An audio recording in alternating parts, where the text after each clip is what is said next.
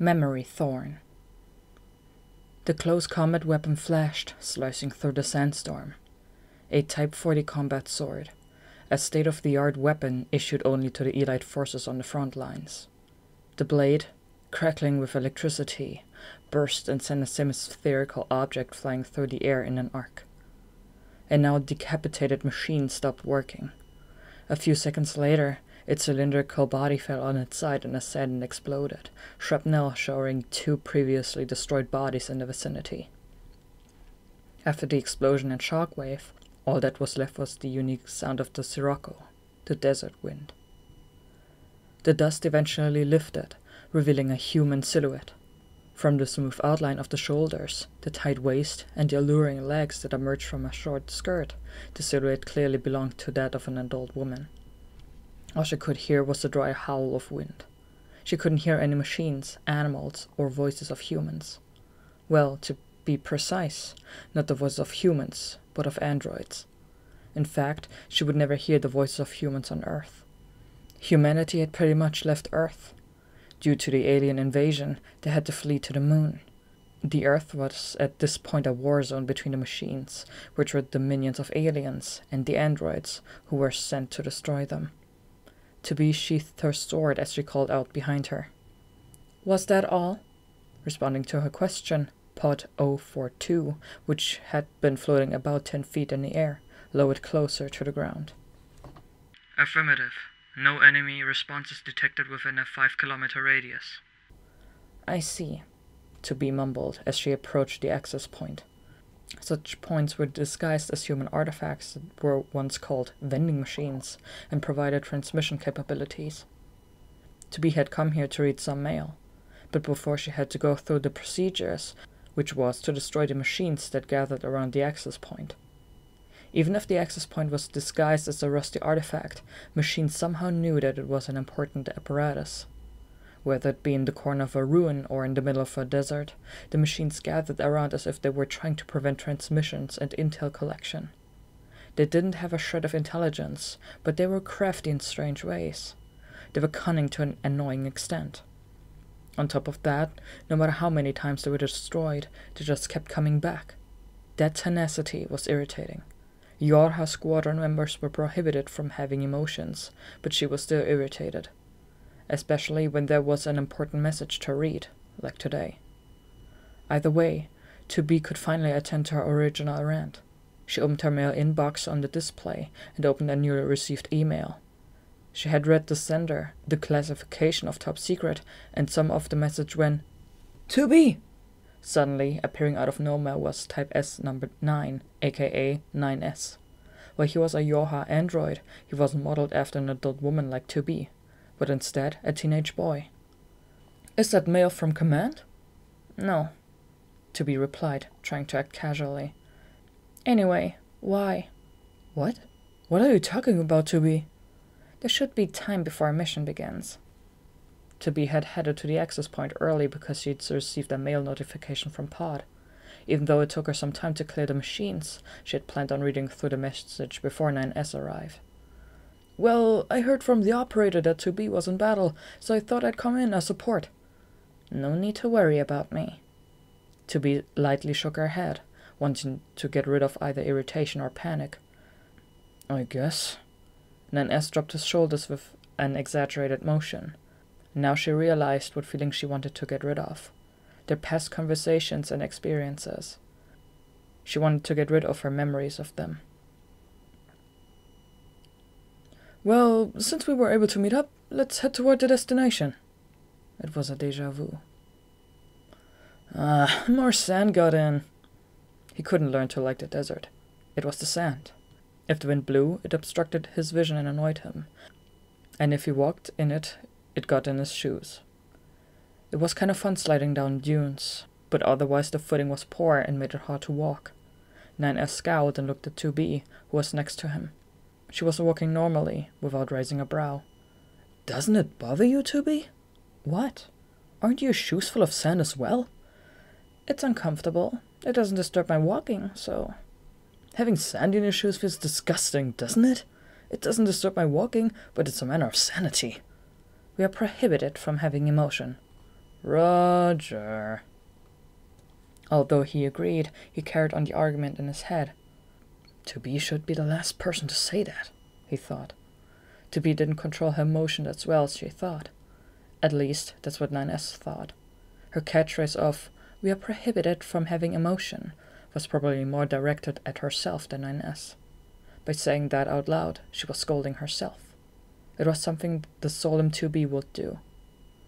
She doesn't have to try that hard, thought NieR. She could say it and still disagree with it at heart. Besides, how many Yorha Squadron members actually adhered to the rule? But even if NieR said all of this, 2B wouldn't change her ways. 2B didn't have the dexterity to separate what she said and what she felt. NieR looked over at 2B's profile again. He saw a glimpse of something in her taut lips. 2B was also bad at hiding secrets. Nines? 2B looked puzzled. She was probably caught off guard by his incessant staring. Nothing. Just thinking since it's so dusty and hot it would be nice to take a bath. That wasn't it. He wanted to say something else. We don't need to bath. Right. What are you hiding? Recently you seem a bit down? Are you worried or... Even if he asked, she probably wouldn't answer. He already knew that, after operating with her for a few months. Instead of his questions, NieR tried exclaiming, "Oh! Could that be our mission subject this time?" A giant shadow of what looked like a building loomed beyond the sandstorm. The end of the desert was near. Affirmative. That massive building is the main subject of this research mission. Pod answered from the side. It was NieR's support unit, Pod 153. 2B's support unit, Pod 042, was silently floating behind her.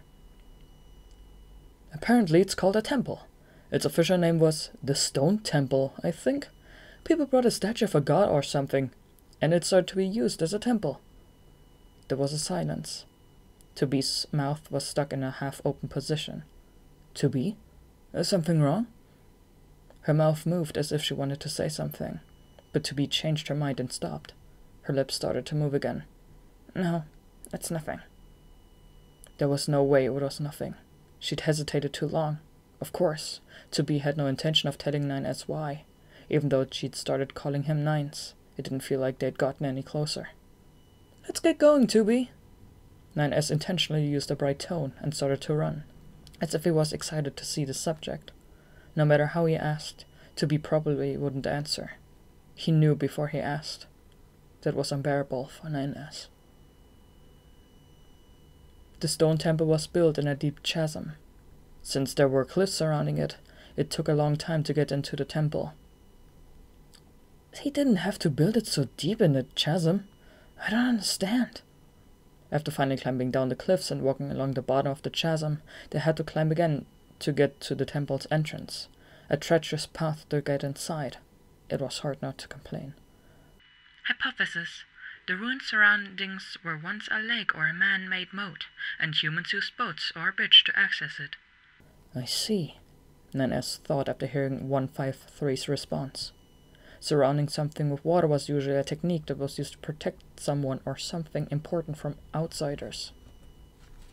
The temple was most likely built in the shape of a long cylinder to increase the floor area ratio. But I don't understand this. NieR looked up at the giant tree. It seemed like it had died recently, and its black trunk lead on a spiral staircase. Why would they plant such a big tree inside of their building? The cylindrical building had an atrium at its center, and a spiral staircase that started on the first floor cut off near the top floor. Perhaps before it had extended all the way to the top floor, but it was cut off now, and NieR couldn't tell what it had looked like in ancient times. What do you think, 2B? No response. She didn't realize NieR was talking to her. She finally realized NieR had turned around and was staring at her, at which point she asked a hurried, "What?" "The spiral staircase." He intentionally said something different. I don't think much of it." She wasn't listening at all, just as he expected. If she had been listening, even just a little, she would have realized that he was talking about something else before. "Let's go to the top floor." Without mentioning that their conversation was broken, NieR turned toward the spiral staircase. To be followed without a word.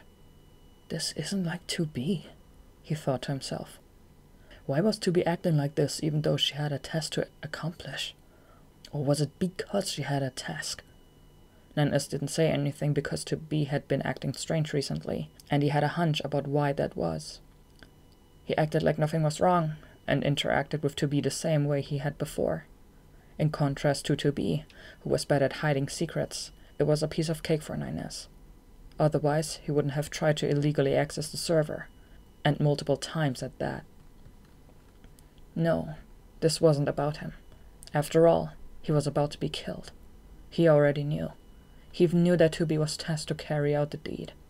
He knew the moment this mission was assigned, that the research mission was just a front, and that 2B had a different responsibility. Command ordered NieR's, or in this case, my assassination. Isn't that right, 2B? But still, there was something wrong with how 2B was acting. She was too distracted. 2B wouldn't perform a top-secret mission with this kind of half-hearted attitude. Even if Type S were less suited for battle, they could counter-attack and still assign Pod to assist in attacks. Which meant that 2B was distracted not by NieR's unauthorized access to the server, but something else. Suddenly, 2B, who was walking in front of him, swayed. NieR quickly extended both hands and caught 2B as she fell back. What happened? You never trip on stairs? The spiral staircase was quite steep, and years of use and neglect had left various protrusions and holes. But with 2B's maneuverability, it shouldn't have been a problem. Are you okay? Oh, yeah, she said in a distraught tone. There's fortunately no enemy signals, but if you were ambushed by machines right now, you would die. Die? NieR didn't believe his eyes. 2B was smiling. Her lips were twisted unnaturally. This smile was strange, obviously abnormal. You've been acting weird lately. Are you feeling okay? No, I'm okay. 2B's shoulders started shaking. Her muscles were going berserk. What are you saying? You're not okay at all. Why hadn't he seen this coming? No, he checked her before the mission and she was all clear. Since NieR handled maintenance for 2B, he would have requested a mission cancellation as soon as he saw a small defect. Let's call it a day. But 2B ignored NieR and kept heading toward the top floor. 2B! He said harshly as he grabbed her arm. Warning. Multiple signals at 2 o'clock. The two pods warned simultaneously. According to Command's research, the probability of running into machines during this mission was supposed to be 0. But heading from that direction were 6 flying types. They were what NieR would call small fry, but they had signal jamming capabilities, which meant they couldn't be detected until they were in sight. This is terrible. To think they would attack when 2B wasn't feeling well. Even if they chose to flee, they were in an atrium. They would just get attacked from above. Nines, get back! He heard a sharp voice. 2B ran up the stairs with nearly quiet vigor. She was moving more smoothly than before. She was back to the usual 2B. I'll support! Then he should support 2B as usual. Pod, analyze the enemy's flight patterns, he instructed 153, carefully not to get in the way of 2B's pod, 042. Each type of machine had a unique movement pattern. If the androids could predict the movements, they could keep the damage sustained at a minimum while maximizing the damage they dealt. Pod 153 shot down an enemy that was approaching 2B from behind. They didn't move that quickly. Then I saw light at the end of the tunnel, when the two pods warned again. Warning. Enemy signal the halfway of the top floor. Hypothesis. Multiple walking types. Specific types and number undetermined. Because of the flying type signal jamming, it was hard to tell what the situation was like. They needed to do something about that first. 2B, go! I'll handle the flying types. Type Bs, who specialized in close combat, were more effective against walking types. Okay, I'll leave this to you. 2B jumped over the stair railing and ran. She grabbed onto 042's arm in midair and glided into the hallway. There wasn't an ounce of hesitation in her actions. Pod, take over the enemies by hacking. Roger. Initiating support. NieR ran up the stairs and closed the distance between the flying types. Fortunately, they were one of the types that were sluggish. It wasn't hard to infiltrate their cyberbrain dimensions. Once he was inside, the machines were powerless. They knew various ways to counter physical attacks, but hadn't adapted to handle internal attacks. He found the control unit and rode over the system. Even taking over one enemy would make things a lot easier. He attacked the remaining 5 units with the one he took over. Perhaps they didn't have the resolve to attack an ally, as none of them retaliated. Even when 9S's unit attacked, they didn't evade and were obediently shot down. After shooting down all 5, 9S made the one he was controlling self-destruct and left the digital dimensions. He raced up the stairs and headed to the hallway that 2B was in. He thought he would run in as support, but there was no need. "It looks like you're done here." There was a great number of metal fragments on the ground around 2B. They were the remains of walking types. There might be more on the top floor, so they couldn't let their guard down, but it looked like the vicinity was clear of enemies. "Are you hurt?" "Not at all." He felt relieved to hear that. All of a sudden, 2B's military sword dropped to the floor. 9S ran toward 2B. He had a bad feeling. "2B!" It's okay. My hand just slipped, that's all. There was a strange noise mixed into 2B's voice. Her hands clawed at her throat. Logic virus? 2B fell on her knees with a thud. 9S quickly tore off 2B's goggles. 2B's eyes were glowing red. There was no mistake. She was infected by the enemy. "I'm going to eliminate it by hacking." Wait, no. 2B shook her head with great anguish. "What are you saying? We need to get rid of it, quick!" It was a race against time. If infection of the personal data progressed, there was no saving her. 9S initiated hacking while 2B lay on the floor, still shaking her head. Various area in the hacking dimension started to turn black. It was a typical logic virus infection. The logic virus would take over the memory block and processing circuits, seizing control of the victim. Sometimes the victim would begin to indiscriminately attack their surroundings and comrades. "I'm okay if Command has me executed, but I don't want to die at the hands of a berserk 2B, thought 9S. I need to hurry. Fortunately, he'd seen this type of virus. He succeeded in eliminating this one before. But it's progressed so far and... An orange ball of light whizzed past 9S personal data. It was an attack from the virus. This makes it tricky. But the virus didn't look like it had evolved since last time, so its attack patterns were probably still the same, which meant that he could carry on his task of eliminating the virus while dodging the attacks. It didn't take too long for him to eliminate the virus. All that was left was for him to check for any other dormant viruses in the logic circuit. It was a simple task of running a high-speed search. That's weird. He realized as he was searching that 2B's personal data was filled with blemishes. Usually, the hacking dimension was perceived as a flawless white room, but this one looked rather shoddy, like one of the rooms in the ruins. He hadn't noticed until now because it had been covered in black because of the virus. Symptoms from the virus. He needed to go in deeper to investigate. Just then, he heard the sound of blowing wind and several words filled the space in front of him. We order you to assassinate 9S. It was a fragment of 2B's memory. This was probably a line from an email. The sound of blowing wind was probably because she was in a desert. 9S pictured 2B receiving the email at the access point. This happened recently. 9S halted the search operation and accessed the memory. His name had come up. Even if he wanted to forget that this ever happened, it was probably a good idea to see for himself. There were several attempts at unauthorized access into the main server.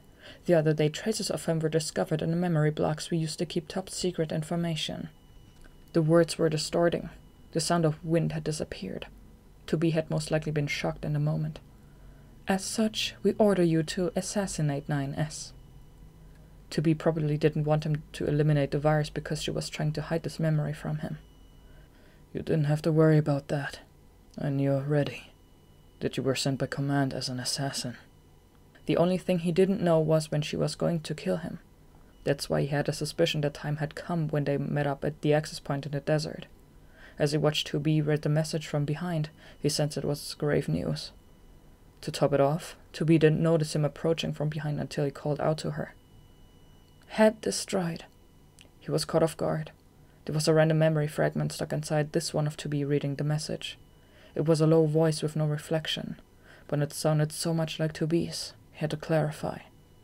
This is 2B. The task has been completed. It was the same voice.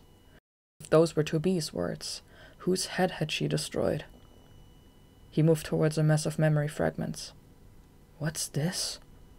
The memories looked disheveled at first glance, but upon further inspection, they twisted and entwined in an unnatural way. Every fragment had thorns sticking out of it. He had never seen memory data that looked like this. Thorny, twisted, and entwined. Memories of 2B. Maybe he shouldn't look. Maybe he shouldn't know. But he couldn't stop himself. He was a little spiteful toward the tremendous curiosity that Type S's had. The moment he touched a fragment, an immense pain cut through him. The pain ironically cleared 9S of any doubt. He had to go on. But the Type S could never be the Type B. This voice. This was 9S's own voice. This was from 2B's memory, so he must have said this in 2B's presence. But he couldn't remember at all. It seemed his memory had been erased. Who? Why? 9S accessed another memory to find the answers. By 2B. This was his own voice too. 2B was desperately trying to keep calm as he heard his faint voice. There probably wasn't any visual data because 2B had shut her eyes. By 2B. By 2B. By 2B. The same words over and over. Apparently these words had been going through 2B's head ever since she received the message from the commander in the desert. When and where had he said these words? The memory switched. He could see scenes from the mission at the Sand Temple. This was a memory from the first time 2B killed 9S. It was a plan to trap 9S in her own cyberbrain dimension and destroy him after trapping him in with a self-shutdown algorithm. The words were what 9S had said to 2B right before he was deleted in the cyberbrain dimension. 2B had killed me before. He understood. This was the reason why 2B seemed so distracted. He accessed the other fragments. He felt more pain, but had no intention of stopping. This execution happened in space. 2B destroyed 9S while they were heading to Earth. The next happened once again in the Sand Temple. Perhaps she had learned from the last execution, because this time 2B slashed 9S as soon as they stepped into the temple. There were a few times in the Stone Temple as well. There were times when 9S was killed after they had gone on a few missions together, and times when he was killed before he really knew who 2B was. No matter how many times he was killed and his memory was erased, 9S always eventually reached the conclusion that Command was hiding something, and it would stop at nothing to uncover the truth, even if that meant trying to access the main server without authorization. 2B tried to stop him many times.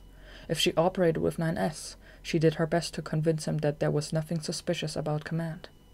When she killed him without getting to know him, she always erased more of his memory than necessary to make sure it was rid of any inklings of doubt.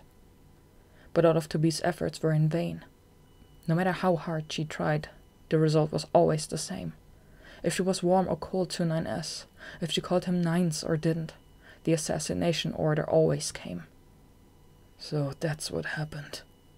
It had bothered him ever since he met 2B. There were times when they were alone, but it seemed like 2B was talking with another Type S.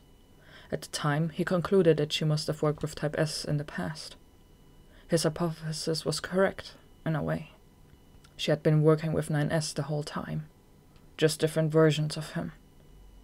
If we were ambushed by machines right now, you would die. He understood why 2B had started acting strangely after he said that.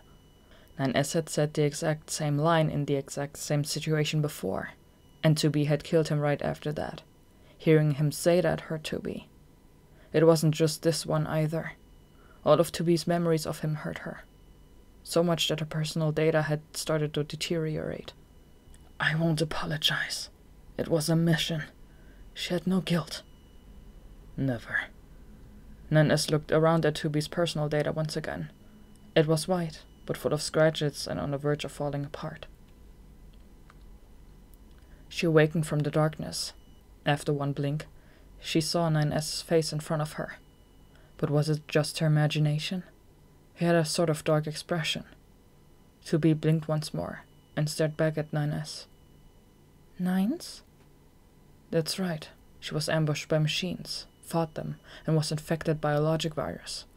The last memory she had was of her trying to adamantly refuse 9S's hacking. I eliminated the virus. She wasn't able to stop him. 9S had forcefully hacked her and entered her memory block. So, you saw everything? 9S gave a silent nod. I see. She wasn't surprised. She knew this day would come. Type 9S's were sharp. He had even seen through her top-secret mission a few times in the past. So, 2B wasn't your real name, was it? Well, this is a new turn of events, she thought. 2E. It was the first time 9S had called her by her real name.